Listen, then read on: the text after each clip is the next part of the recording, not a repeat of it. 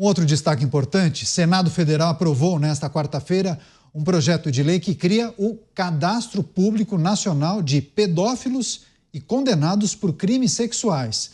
No registro constarão o nome e o CPF dessas pessoas. Atualmente, processos sobre crimes contra a dignidade sexual estão sob sigilo.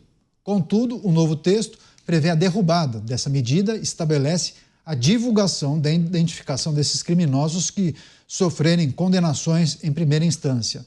De autoria da senadora Margarete Busetti, os parlamentares aprovaram o conteúdo com um substitutivo em relação ao texto anterior que a Câmara dos Deputados endossou. O projeto segue agora para a sanção do presidente da República. Você, Mota, a importância da aprovação desse projeto de tornar público o nome daquele que comete crime sexual, que foi condenado por crimes sexuais. Você acha que isso, de certa forma, tende a inibir o cometimento desses crimes? Claro, parabéns ao Senado. Eu não conheço os detalhes do projeto, então a gente sempre tem que ter cautela, porque os detalhes fazem toda a diferença. Mas eu já defendi essa ideia aqui várias vezes. Eu defendi a criação de um cadastro nacional de criminosos sexuais de acordo com o modelo americano. O sujeito cometeu um crime sexual, ele é condenado, cumpre sua pena, agora ele entra no cadastro e nos Estados Unidos ele não sai nunca mais. O acesso ao cadastro é público. Assim você pode checar o cadastro antes de contratar alguém para a sua empresa, ou uma pessoa se muda para o seu condomínio, você vai lá e olha se ela já esteve envolvida em algum crime de natureza sexual. É evidente que a esquerda, que tanto fala em proteger as mulheres, vai ser contra esse projeto. Podem anotar. Os defensores de bandido vão dizer que isso é injusto, o criminoso já cumpriu a sua pena, ele vai ficar com o nome dele nesse cadastro, isso é uma pena de caráter perpétuo. Podem anotar o que eu estou dizendo. E aí eu pergunto, e o estupro é o quê? Ou alguém acha que uma mulher que foi vítima de um estupro algum dia vai esquecer isso? Pois é. Agora, Dávila, se você entra no site do Tribunal de Justiça de São Paulo, você consegue descobrir se uma pessoa foi condenada por latrocínio, por homicídio, por tráfico de drogas. Mas você não consegue descobrir se ela foi condenada por estupro ou pedofilia, por exemplo. A partir desse projeto, as pessoas terão ciência sobre crimes cometidos também nessa seara. Importante a aprovação desse projeto, Dávila? Muito importante, Caniato. Nós precisamos cada vez mais nesse país de transparência sobre tudo. E a responsabilidade dos seus atos. Quem cometeu o crime, nós precisamos saber quem é criminoso. Como bem disse o Mota, imagina contratar alguém para uma empresa ou para alguma atividade profissional que tem que lidar com crianças, por exemplo. Imagina você contratar um pedófilo, por exemplo, para ser diretor de uma escola infantil. É um perigo. Então é preciso saber. Todo projeto que traz mais transparência e informação confiável tem de ser aplaudido. E este é um projeto que merece aplauso. Precisamos saber quem são os pedófilos que cercam as nossas crianças. Nós não podemos deixar criminosos dessa espécie perto dos nossos filhos. Pois é, os crimes que serão listados para essa consulta: estupro, registro não autorizado de intimidade sexual, estupro de vulnerável e favorecimento da prostituição, exploração sexual de criança ou adolescente, também exploração sexual, casa de prostituição e rufianismo, cafetinagem. Você, Cristiano Beraldo, lista pública vai revelar nome de pedófilos e estupradores. Pois é, a gente podia ter outras listas também, Caniato. Lista de corrupto, lista de pessoas que produziram mal para a sociedade brasileira, para que a gente saiba com quem está lidando. E é impressionante o tempo que ainda está demorando para que esse tipo de informação seja de acesso comum e fácil para qualquer pessoa. Nada justifica o sigilo daquele que cometeu um crime bárbaro. Quando você faz esse tipo de crime, como estupro, por exemplo, estupro de criança, coisas assim bárbaras.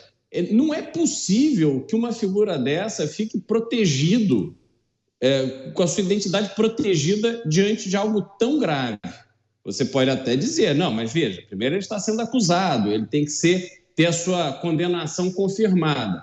Argumento justo, mas uma vez confirmado, não é possível que essa informação seja mantida da população brasileira. Então, que venha, que seja de fácil acesso e que tenha o caminho para o acesso dessa lista amplamente divulgado. O governo gosta muito de fazer publicidade das suas obras, dos seus feitos, que faça também isso, porque isso vai proteger muita gente no Brasil. Pois é, inclusive, né, Mota, ontem a gente trouxe, ontem ou anteontem, a informação que Rodrigo Pacheco já se colocou como uma figura que poderia relatar o projeto que prevê a modernização do nosso Código Penal. Enfim, há muita gente que defende um endurecimento da legislação. Quando a gente trata de crimes sexuais, obviamente que há muitas discussões de pessoas que defendem que seria necessário no Brasil, para determinados crimes, prisão perpétua ou prisões muito mais rigorosas do que essas que nós temos aí. Enfim, olhando para a situação que nós trouxemos há pouco, Rony Lessa e Elcio Queiroz, eu falei uma quantidade enorme de anos, né? Eles foram condenados, um a 79, um a 78, outro 59. Mas em menos de 10 anos, provavelmente, eles estarão na rua, viu, Mota? Agora, olhando para os casos de crimes sexuais, de outros crimes, é preciso uma mudança rigorosa nas nossas leis, Mota? Sem dúvida, Caniato. E me dá calafrios essa história da revisão do Código Penal. Eu não tenho nenhuma dúvida. Por favor, anotem e me cobrem depois. Eu não tenho nenhuma dúvida que esse novo Código Penal vai ser a festa dos criminosos se continuar imperando a mentalidade atual. Lembrem do pacote anticrime. Lembra do pacote anticrime? O pacote anticrime chegou no Congresso e virou um pacote pró-crime. A gente não tem tempo aqui para entrar nos detalhes, mas é um pacote pró-crime. Olha, o verdadeiro combate ao crime hoje no Brasil está sendo feito em estados governados por políticos de direita. Santa Catarina, São Paulo, Goiás, Minas Gerais, Rio de Janeiro, por Jorginho Melo, Tarcísio de Freitas, Ronaldo Caiado, Romeu Zema e Cláudio Castro. Esses políticos estão no front da guerra contra o crime. Nesses estados não tem conversinha, não.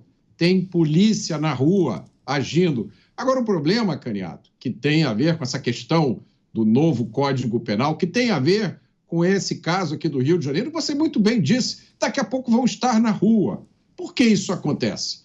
Porque esses governadores de direita e as suas polícias estaduais, civil e militar, além de enfrentar os criminosos, eles têm que enfrentar as ideias erradas, a narrativa ideológica que hoje contamina e domina o nosso sistema de justiça criminal.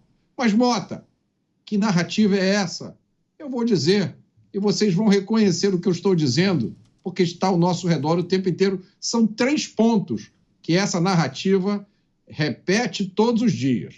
Primeiro é que o criminoso é um pobre coitado, é uma vítima da sociedade. Ele não deve ser preso, ele tem que ser ressocializado. Mas, Mota, esse sujeito aqui é um líder de facção, ou ele é um miliciano que mata gente a serviço. Não interessa.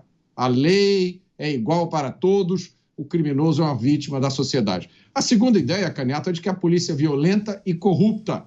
A polícia tem que ser controlada, exceto se for uma polícia ligada ao governo federal. Aí tudo muda de figura. Então vamos ligar todas as polícias ao governo federal. E o terceiro ponto dessa narrativa é que só existe um crime que é imperdoável e para esse crime você tem que jogar todo o peso do Estado em cima do criminoso, que é o crime de opinião.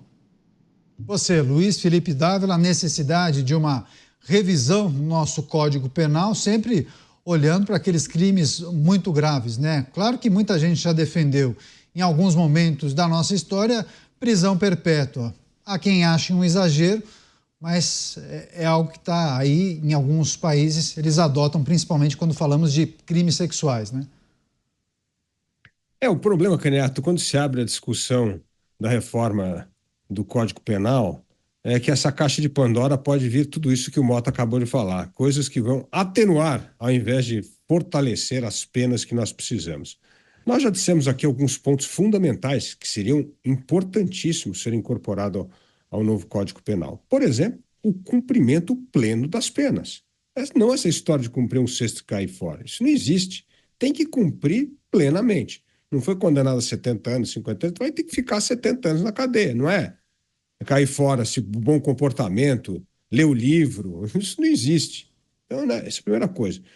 Segundo, acabar com essa história de prisão na segunda instância. Precisa ser. Depois da segunda instância, cadeia. Não tem esse negócio. Vai recorrer preso, né?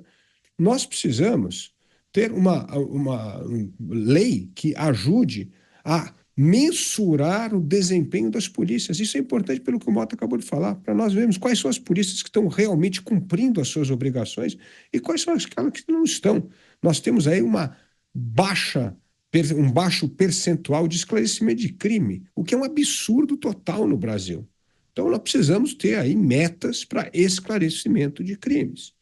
Então, são medidas essas, algumas, fundamentais para estar nesse Código Penal. Mas agora, nós precisamos do apoio dessa bancada conservadora para evitar que as emendas sugeridas na mudança do Código Penal vão para o caminho completamente oposto, justamente esses que o Mota acabou de mencionar. Então, precisamos sim fortalecer o nosso Código Penal, adequar à realidade brasileira.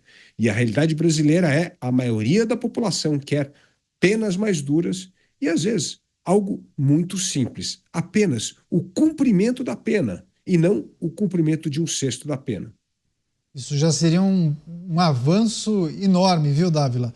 Você, para fechar, Beraldo, a lista pública, claro, revelará os nomes dos pedófilos e estupradores, isso a gente trouxe em destaque, mas também, olhando para frente, revisão do Código Penal. Muitos setores da sociedade defendem endurecimento das penas aqui no país, né, Beraldo? Mas também há quem diga que os dispositivos que permitem a soltura no cumprimento da pena, esse sim seria o grande problema, né? Não, primeiro, Canhato, o primeiro ponto que a gente tem que discutir para ser a sério uma reforma do Código Penal é entender qual é o tratamento que o criminoso terá. Porque se não for para o criminoso cumprir pena, esqueça. Não há nada de bom que possa sair daí. Por outro lado, se for para o criminoso cumprir pena de forma efetiva, nós teremos que ter uma reserva de orçamento para construir inúmeros novos presídios, que, como o Mota gosta de falar, é padrão ONU, né, Mota? De penitenciária.